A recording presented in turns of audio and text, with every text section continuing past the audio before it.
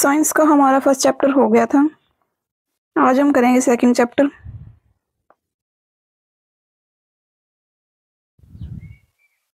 भोजन के घटक।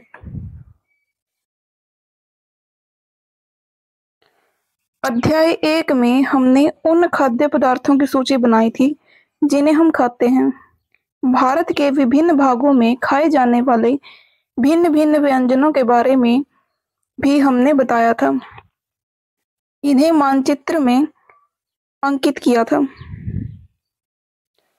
एक प्रकार के भोजन में चपाती, दाल, बैंगन का भरता हो सकता है, तो दूसरे में चावल, सांभर और भिंडी हो सकती है।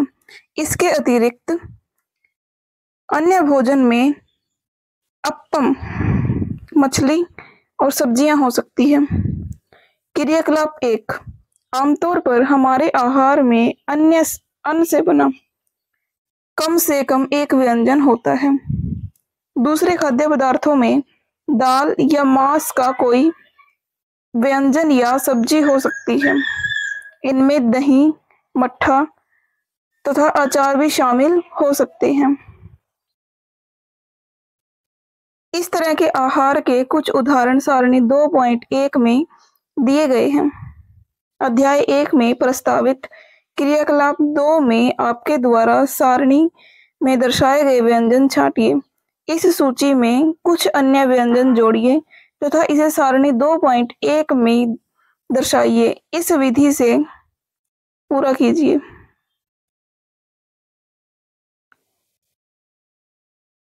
कभी कभी हम अपने भोजन में वस्तुतः इन सभी व्यंजनों को नहीं ले पाते। यदि हम यात्रा में हो तब हम वही खा लेते हैं जो रास्ते में उपलब्ध हो। हम में से कुछ लोगों के लिए यह संभव नहीं हो पाता कि इस तरह के विविध व्यंजन हर समय खा सकें। आहार में विभिन्न खाद्य पदार्थों के इस तरह के विवरण का कोई ना कोई आधार होना चाहिए। वितरण का कोई ना कोई आधार होना चाहिए। क्या हमारे शरीर को विशेष प्रयोजन के लिए विभिन्न प्रकार के भोजन की आवश्यकता होती है? विभिन्न प्रकार के खाद्य पदार्थों में क्या होता है? हम जानते हैं कि प्रत्येक व्यंजन एक या एक से अधिक प्रकार की कच्ची सामग्रियों से बना होता है, जो हमें पादपों या जंतुओं से मिलते हैं।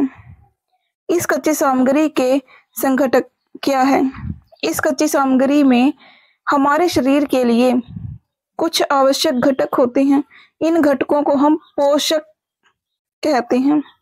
हमारे भोजन में मुख्य पोषक कार्बोहाइड्रेट, प्रोटीन, वसा, विटामिन और खनिज लवण होते हैं। इसके अतिरिक्त हमारे भोजन में रुक्षांश तथा जल भी शामिल होती है, जिनकी हमारे शरीर को आवश्यकता होती है। क्या सभी खाद्य पदार्थों में ये सभी पोषक तत्व उपलब्ध होते हैं? कुछ साधारण विधियों से हम यह जान सकते हैं कि कच्ची सामग्री या पके हुए भोजन में कौन सा एक या एक से अधिक पोषक उपस्थित है। कार्बोहाइड्रेट, प्रोटीन, वसा के परीक्षण और अन्य पोषकों के परीक्षणों की अपेक्षा सरल है। आइए हम इन परीक्षणों को करके प्रेक्षणों को सारणी 2.2 में लिखें। इन परीक्षणों को करने के लिए आपको आयोडीन कॉपर सल्फेट और कॉस्टिक सोडा विलेनों की आवश्यकता होगी। आपको कुछ परख नलियों ये हमारे पास परख नली है तथा एक ड्रॉपर की भी आवश्यकता होगी। इन परीक्षण को पके हुए भोजन तथा कच्ची सामग्री पर करें। इन परीक्षण से प्राप्त परीक्षणों को सारणी 2.2 में दर्शाए गए तरीके से लिख सकते हैं। इस सारणी में कुछ खाद्य पदार्थ दर्शाए गए हैं। अपना परीक्षण इन पर तथा अन्य किसी उपलब्ध खाद्य पदार्थ पर कर सकते हैं। इन परीक्षणों को सावधानी से कीजिए। किसी भी रसायन को खाने या चखने का प्रयास मत कीजिए। यदि आवश्यक विलयन तत्काल उपलब्ध नहीं है तो आपके अध्यापक निम्न विधि से इन्हें तैयार करा सकते हैं। आइए विभिन्न खाद्य पदार्थों की जांच करके देखें कि किसमें कार्बोहाइड्रेट उपस्थित है। कार्बोहाइड्रेट कई प्रकार के होते हैं। हमारे भोजन में पाए जाने वाले मुख्य कार्बोहाइड्रेट मंड और शर्करा के रूप में होते हैं।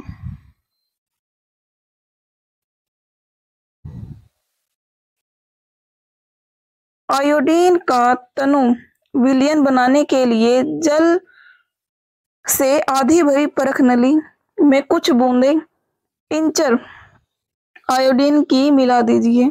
कॉपर सल्फेट विलयन 100 मिलीलीटर जल में 2 ग्राम कॉपर सल्फेट घोलने से बन जाता है। 100 मिलीलीटर जल में 10 ग्राम कॉस्टिक सोडा घोलने से हमें अभिष्ट कॉस्टिक सोडा विलयन मिल जाएगा। यदि किसी खाद्य पदार्थ में मंड है तो हम इसका आसानी से परीक्षण कर सकते हैं। मंड के लिए परीक्षण क्रियाकलाप 2। परीक्षण के लिए खाद्य पदार्थ या कच्ची सामग्री की अल्प मात्रा लीजिए। इसमें तनु आयोडीन विलयन की 2-3 बूंदें डालिए। खाद्य पदार्थ के रंग में होने वाले परिवर्तन को देखिए। यह नीला या काला हो गया है। यह नीला या काला रंग मंड की उपस्थिति को दर्शाता है। इस परीक्षण को किसी अन्य खाद्य पदार्थ के साथ दोहराइए। जांच कीजिए कि इसमें मंड है। अपने परीक्षणों को सारणी 2.2 में लिखें। प्रोटीन के लिए परीक्षण। प्रोटीन हम कैसे देखेंगे? प्रोटीन के परीक्षण के लिए किसी खाद्य पदार्थ की थोड़ी मात्रा लीजिए।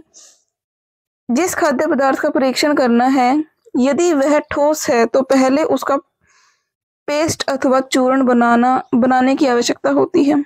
खाद्य पदार्थ की थोड़ी मात्रा को पीसकर और मसल कर उसके चूर्ण को एक साफ परख नली में डाल दें और 10 बूंद जल डाल दें। इसे अच्छी तरह हिलाएं। अब ड्रॉपर की सहायता से परख नली में 2 बूंद कॉपर सल्फेट की विलयन और 10 बूंद कॉस्टिक सोडा का विलयन डालिए। चित्र 2.2। अच्छी तरह हिलाकर कुछ मिनट के लिए परख नली को रख दीजिए। आपने क्या देखा? क्या परख नली का पदार्थ बैंगनी रंग का हो गया है? बैंगनी रंग खाद्य पदार्थ में प्रोटीन की उपस्थिति को दर्शाता है। अब आप इस परीक्षण को किसी दूसरे खाद्य पदार्थ के साथ दोहराइए। वसा के लिए परीक्षण। वसा फैट हम कैसे देखेंगे? खाद्य पदार्थ की अल्प मात्रा लीजिए। इसे एक कागज के टुकड़े में लपेटकर कूटिए। ध्यान रखें कागज फट न जाए। अब कागज को सीधा कीजिए और ध्यानपूर्वक देखिए, क्या इस पर तेल के धब्बे हैं? कागज को किसी प्रकाश के सामने लाएं। क्या आपको इस धब्बे से होकर आने वाला धुंधला प्रकाश दिखाई देता है? कागज पर तेल का धब्बा खाद्य पदार्थ में वसा को दर्शाता है। खाद्य पदार्थ में कभी कभी जल की भी कुछ मात्रा हो सकती है। इस दशा में इन पदार्थ को कागज पर धीरे धीरे रगड़िए और कुछ समय के लिए कागज को सुखा दीजिए, ताकि यदि खाद्य पदार्थ में कुछ जल आया हो तो वह सूख जाए। इसके बाद यदि कागज पर तेल का कोई धब्बा न रहे तो यह पता चलता है कि खाद्य पदार्थ में वसा उपस्थित नहीं है। ये परीक्षण क्या दर्शाता है? क्या वसा, प्रोटीन तथा मंड इन सभी खाद्य पदार्थों में उपस्थित है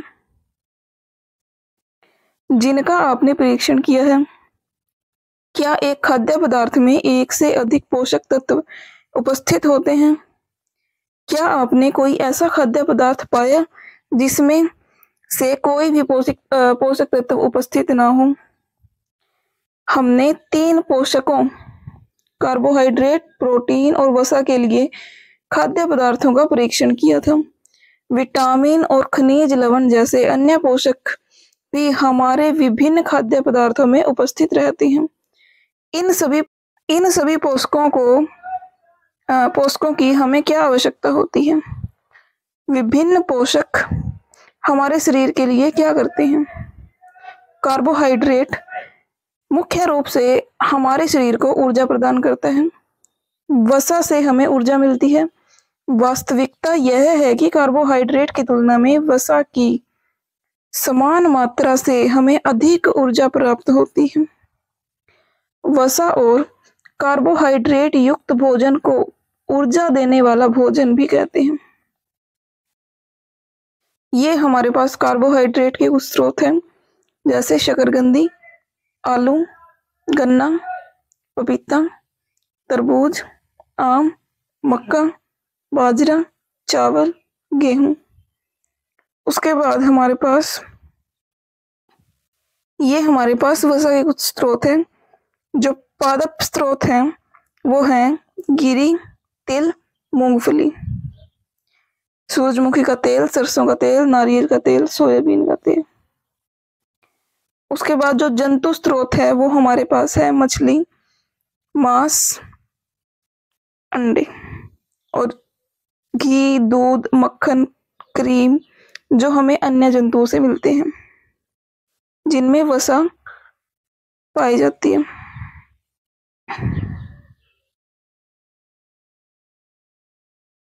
ये हमारे पास प्रोटीन के स्रोत हैं चना, मूंग, तुअर दाल, राजमा, सोयाबीन, मटर जो हमें पादप से मिलते हैं।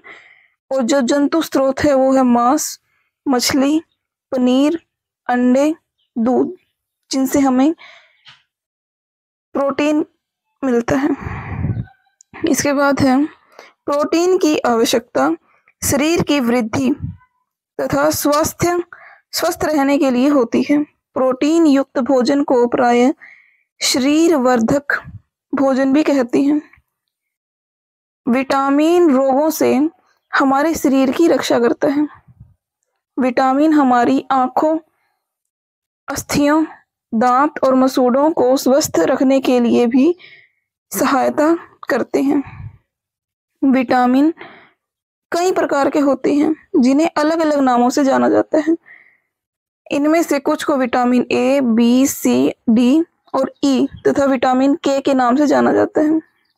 विटामिन के एक समूह को विटामिन बी कॉम्प्लेक्स कहते हैं। हमारे शरीर को सभी प्रकार के विटामिनों की अल्प मात्रा में आवश्यकता होती है। विटामिन ए हमारी त्वचा और आंखों को स्वस्थ रखता है। विटामिन सी बहुत से रोगों को लड़ने में हमारी मदद करता है। विटामिन डी हमारी अस्थियों तथा दांतों के लिए कैल्शियम का उपयोग करने में हमारे शरीर की सहायता करता है। विभिन्न विटामिनों में भरपूर भोजन चित्र 2.6 और 9 में दर्शाए गए हैं।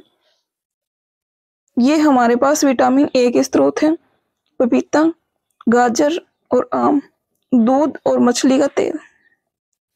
विटामिन बी के लिए चावल, गेहूं, यकृत। और विटामिन सी के लिए अमरूद, मिर्च, नींबू, आंवला, संतरा और टमाटर। जितनी भी खट्टी चीजें होती हैं उनसे हमें विटामिन सी मिलता है। विटामिन डी के कुछ स्रोत मछली, अंडे, मक्खन, दूध।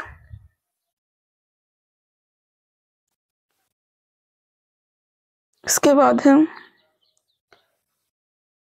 हमारा शरीर भी सूर्य के प्रकाश की उपस्थिति से विटामिन डी बनाता है। इन दिनों कोई भी सूर्य के प्रकाश में नहीं रह पाता, जिससे लोगों में इसकी कमी आ जाती है।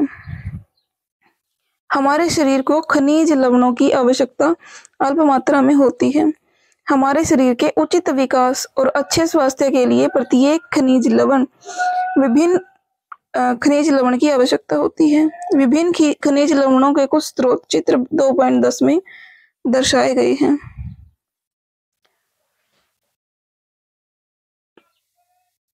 खनिज हमें मिलता है पालक, अदरक, और लोहे के कुछ स्रोत, लोह, आयोडीन और लोह, ये हमारे पास खनिज होते हैं। कैल्शियम के कुछ स्रोत हैं पालक, सेब, दूध और अंडे। अधिकांश खाद्य पदार्थों में एक से अधिक पोषक तत्व होते हैं। आपने भी सारणी 2.2 में प्रेक्षणों को लिखते समय इन बातों को अवश्य देखा होगा। फिर भी किसी कच्ची सामग्री में एक निश्चित पोषक की मात्रा दूसरे पोषक की मात्रा से अधिक होती है। उदाहरणतः चावल में कार्बोहाइड्रेट की मात्रा दूसरे पोषक तत्वों से अधिक होती है। इस आधार पर हम कह सकते हैं कि चावल कार्बोहाइड्रेट का समृद्ध भोजन है। कार्बोहाइड्रेट समृद्ध भोजन है। इन पोषकों के अलावा हमारे शरीर को आहारी रेशों तथा जल की भी आवश्यकता होती है। आहारी रेशे रुक्षांश के नाम से भी जाने जाते हैं। हमारे खाने में रुक्षांश की पूर्ति मुख्यतः पादप उत्पादों से होती है। रुक्षांश के मुख्य स्रोत साबुत खाद्यान्न, दाल, आलू, ताजे फल और सब्जियां हैं। रुक्षांश हमारे शरीर को कोई पोषक प्रदान नहीं करते, फिर भी यह हमारे भोजन का आवश्यक अवयव है। इसका आयतन बढ़ा देते हैं। रुक्षांश बिना पचे भोजन को बाहर निकालने में हमारे शरीर की सहायता करता है।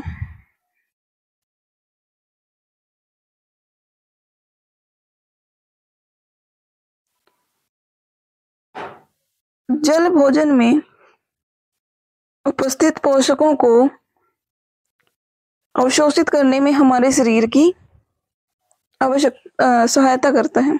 यह कुछ अपशिष्ट पदार्थों जैसे कि मूत्र और पसीने को हमारे शरीर से बाहर निकालने में सहायता करता है।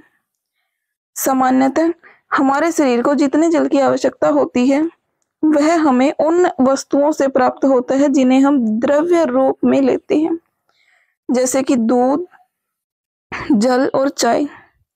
इसके अतिरिक्त हम जो भी भोजन पकाते हैं उसमें भी जल का उपयोग किया जाता है। आइए हम देखें कि क्या कोई अन्य स्रोत हमारे शरीर को जल प्रदान करता है।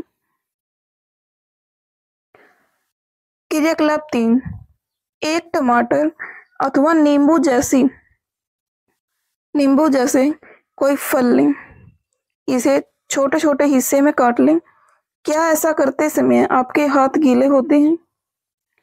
जब कोई आपके घर में किसी फल या सब्जी को काटा, छीला या मसला जाता है तब ध्यान पूर्वक इसका निरीक्षण करें।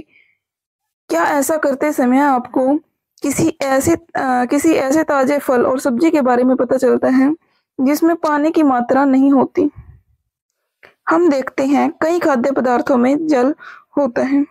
कुछ सीमा तक हमारे शरीर के लिए आवश्यक जल पूर्ति इसी जल से होती है।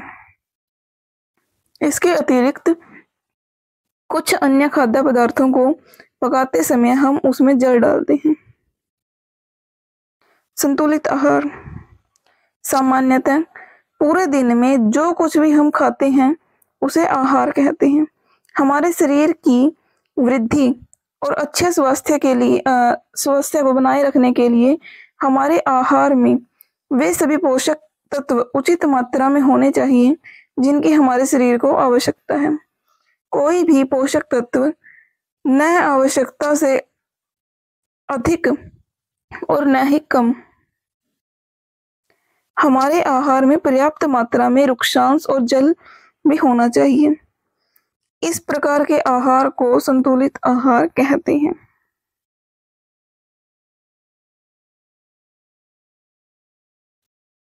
क्या आप सोचते हैं कि प्रत्येक आयु वर्ग के लोगों को एक ही प्रकार का आहार की आवश्यकता होती है? क्या आप यह भी सोचते हैं कि हमारा संतुलित आहार हमारे शारीरिक कार्य पर निर्भर करता है? एक सप्ताह की अवधि में आप जो भी खाते हैं उसका एक चार्ट तैयार कीजिए। जांच कीजिए कि प्रतिदिन जो भोजन आप करते हैं क्या उसमें सभी पोषक तत्व उपस्थित हैं। दालें, मूंगफली, सोयाबीन, अंकुरित बीज, मूंग, चना, कणवित भोजन, दक्षिण भारतीय भोजन जैसे इडली, आटे का मिश्रण, मिस्सी रोटी, थेपला, अनाज व दालों से बना है। केला, पालक, सत्तू, गुड़, उपलब्ध सब्जियां तथा इस प्रकार के अन्य भोजन कई पोषक उपलब्ध कराते हैं। इसीलिए कोई व्यक्ति अल्प व्यय में संतुलित आहार खा सकता है। उचित प्रकार का भोजन करना ही पर्याप्त नहीं है, इसे उचित तरीके से पकाना भी चाहिए ताकि पोषक तत्व नष्ट ना हो। क्या आप जानते हैं कि पकाते समय कुछ पोषक नष्ट हो जाते हैं? छिलका उतारकर यदि सब्जियां या फलों को धोया जाए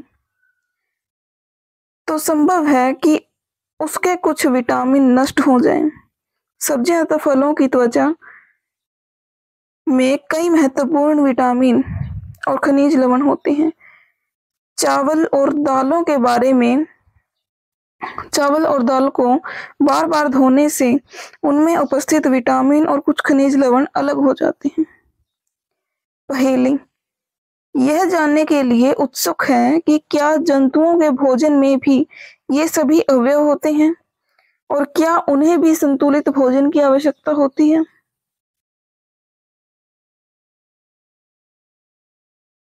हम सभी जानते हैं कि पकाने से पहले भोजन का स्वाद बढ़ता है। पकाने से भोजन का स्वाद बढ़ता है और इसे पचाने में आसानी होती है। इसके साथ साथ पकाने में कुछ पोषक तत्वों की हानि भी हो सकती है। यदि भोजन पकाने में अत्यधिक जल का उपयोग किया जाता है और बाद में उसे फेंक दिया जाता है तो कई लाभदायक प्रोटीन और खनिज लवणों की हानि हो जाती है। पकाने में भी विटामिन सी आसानी से गर्मी से नष्ट हो जाता है। क्या यह उचित नहीं होगा कि हम अपने आहार में फल और कच्ची सब्जियों को सम्मिलित करें? बूझो तो सोचें कि हर समय वसा युक्त खाना ही सर्वोत्तम भोजन है। एक कटोरी कार्बोहाइड्रेट युक्त भोजन की अपेक्षा एक कटोरी वसा युक्त भोजन अधिक ऊर्जा देगा। क्या ऐसा नहीं होता? अतः उसमें तली हुई चीजें, समोसा, पूरी, मलाई, रबड़ी, पेड़ा आदि प्रचुर वसा युक्त भोजन भी खाया और इसके अलावा कुछ नहीं खाया। क्या आप सोचते हैं कि वह ठीक था? निसंदेह नहीं। इतना अधिक वसा युक्त भोजन खाना हमारे लिए बहुत हानिकारक हो सकता है। हमारे भोजन में वसा की मात्रा अत्यधिक मोटापे का कारण होती है।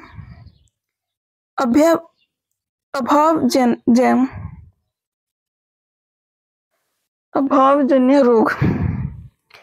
एक व्यक्ति खाने के लिए पर्याप्त भोजन पा रहा है लेकिन कभी कभी उसके भोजन में किसी विशेष पोषक की कमी हो जाती है। यदि यह कमी लंबी अवधि तक रहती है तो वह व्यक्ति उसके अभाव से ग्रसित हो जाता है। एक या अधिक पोषक तत्वों का अभाव हमारे शरीर में रोग अथवा विकृतियां उत्पन्न करता है। वे रोग जो लंबी अवधि तक पोषकों के अभाव के कारण होते हैं उन्हें अभावजन्य रोग कहते हैं। यदि कोई व्यक्ति अपने भोजन में पर्याप्त प्रोटीन नहीं ले रहा तो उसे कुछ रोग हो सकते हैं, जैसे वृद्धि का अवरोध, चेहरे पर सूजन, बालों के रंग का उड़ना, त्वचा की बीमारियां और पेचिश आदि। यदि प्रोटीन तथा कार्बोहाइड्रेट दोनों ही किसी व्यक्ति के आहार में एक लंबे समय तक उपस्थित रहें तो उसकी वृद्धि पूरी तरह से अवरुद्ध हो सकती है। ऐसे व्यक्ति बहुत दुबला पतला हो सकता है। वह इतना दुर्लभ हो जाएगा कि चलने में भी असमर्थ होगा। विभिन्न विटामिनों और खनिज लवणों के अभाव में विभिन्न रोग अथवा विकृतियां हो सकती हैं। इसमें से कुछ सारणी 2.3 में दर्शाए गए हैं। सभी अभावजन्य रोगों की रोकथाम संतुलित आहार लेने से की जा सकती है। इस अध्याय में हमने सवय से यह जानने की कोशिश की कि विभिन्न क्षेत्रों में भोजन में इतनी अधिक विविधता होते हुए भी आहार में पोषक तत्वों का वितरण सामान्य है। यह वितरण हमारे भोजन में आवश्यक पोषक तत्वों की उपस्थिति सुनिश्चित करता है। सारणी 2.3 विटामिन और खनिज लवणों के अभाव के कारण होने वाले कुछ रोग। विटामिन ए की कमी से क्षीणता, दृष्टिहीनता, कमजोर दृष्टि, अंधेरे, रात में कम दिखाई देना, कभी कभी पूरी तरह से दिखाई देना बंद होना। विटामिन बी ए, बेरी रोग, दुर्लभ पेशियां और काम करने में ऊर्जा की कमी। विटामिन सी, सकरवी, मसूड़ों से खून आना, घाव भरने में अधिक समय लगना। विटामिन डी, रिकेट्स, अस्थियों का मुलायम होकर मुड़ जाना। कैल्शियम, अस्थियां और दंत क्षय, कमजोर अस्थियां और दंत क्षय। कैल्शियम, आयोडीन, घेंगा, गर्दन की ग्रंथि का फूल जाना और बच्चों में मानसिक विकलांगता। लोह, अरक्ता, कमजोरी। लोह हमारे पास आयोडीन और लोह हमारे पास खनिज और लवण है। प्रमुख शब्द संतुलित आहार, कि हम ऐसा भोजन खाएं जिसमें सभी पोषक तत्व संतुलित मात्रा में हों, उसे संतुलित आहार कहेंगे। बेरी विटामिन बी की कमी से कार्बोहाइड्रेट, ऊर्जा, वसा, खनिज, पोषक, प्रोटीन, रुक्षांश, सकरवी, मंड और विटामिन।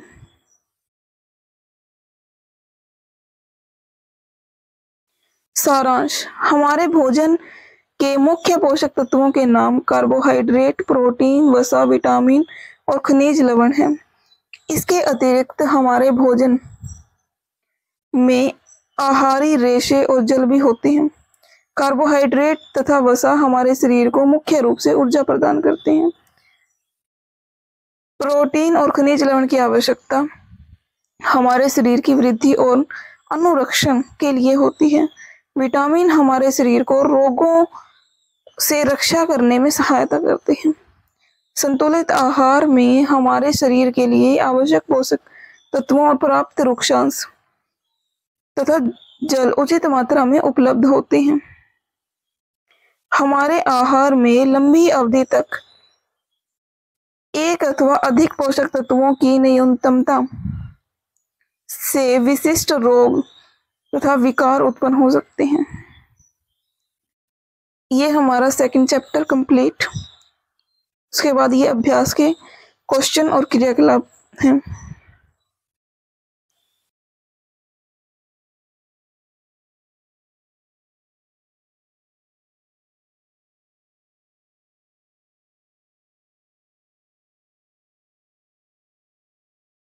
भोजन के घटक।